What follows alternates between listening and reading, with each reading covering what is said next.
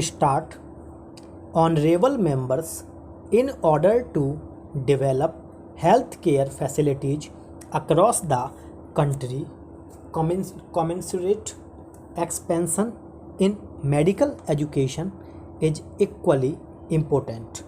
In 2014, there were only 387 medical colleges, but today there are 562 medical colleges in the country.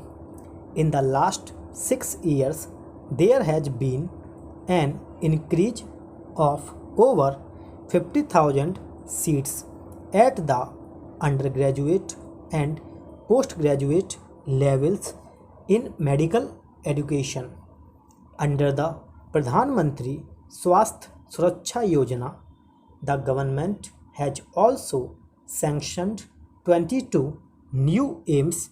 The central government has laid the foundation for historic reforms in the field of medical education by establishing the National Medical Commission along with four autonomous boards. The decades old Medical Council of India has been replaced with the National Medical Commission. As a part of these reforms, Atmanirbhar Bharat Abhiyan is not just confined to manufacturing in India but is also a campaign aimed at elevating the standard of living of every Indian as well as boosting the self confidence of the country. Para our goal of an Atmanirbhar Bharat will be further strengthened by self reliance in agriculture.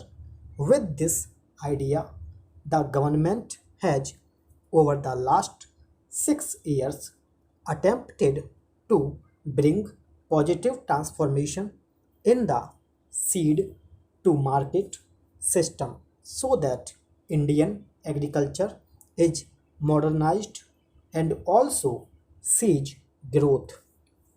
In pursuance of these efforts, my government decided to implement the recommendations of the Swaminathan Committee report and increased the MSP to at least 1.5 times of the cost of production. Today, my government is not only purchasing record quantities at the MSP but is also increasing the number of procurement centers. Widespread improvements are being brought in various sources of irrigation. Following the mantra of per drop more crop, the government is not only completing the pending irrigation projects but is also delivering modern irrigation techniques to the farmers. In 2013-14, only 42 lakh hectares of land was under micro irrigation, whereas today more than 56 lakh hectares of land has been brought under micro irrigation. I am happy to say that through their hard work, our farmers are augmenting the efforts of the government. Today, the food grain availability in the country is at a record high from 234 million tons food grain production in 2008-9, it increased to 296 million. Stop.